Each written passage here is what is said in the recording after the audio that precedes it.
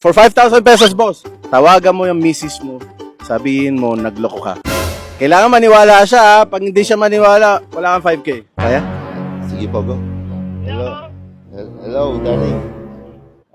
Nasaan ka? Hello? Nasa bahay ka? Ano? Nasa bahay ka ba? Nasaan pa ako? Siyempre, nandito ako sa bahay. Bakit? Basta ka? Ano ginagawa mo?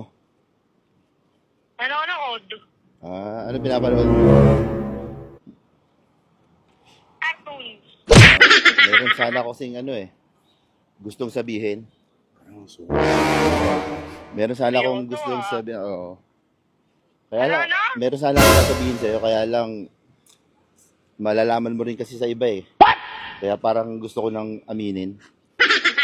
Meron akong nakilala at medyo 2 months na kami. Merong nangyari sa amin at Tira ulo ko. Oh no! Ano pa yung sabi mo? Nasaan ka ngayon? Ano pa yung sabi mo? Ano mo lang pinaalam? nakasama ko siya sa trabaho. Ano ba yung pinagagagawa mo? Hindi ka na nag-iisip. Paano mo naiisip yung mga bagay na ganyan? Dapat nag-iisip ka. Ano yan? Sino yan? Paano na yun? Ano sinabi niya sa'yo? Yun nga. Siyempre, kailangan ko siyang tulungan din. Gawa nga ng, siyempre, sa pinagbubuntis niya. Oh no! Habang lumalaki yung tiyan niya, ako din yung tutulong sa kanya. Ano ba yan? Pinagagawa mo? Seryoso yan sinasabi mo? Oo eh. Ano ba yung sinasabi mo? O sige. Kung ganyan lang din ang usapan sa tapatan, tinatapatin na rin kita.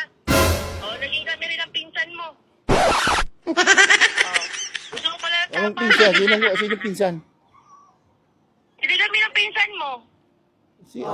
Sino pinsan? Pinapunta na nakara dito sa bahay. Ano?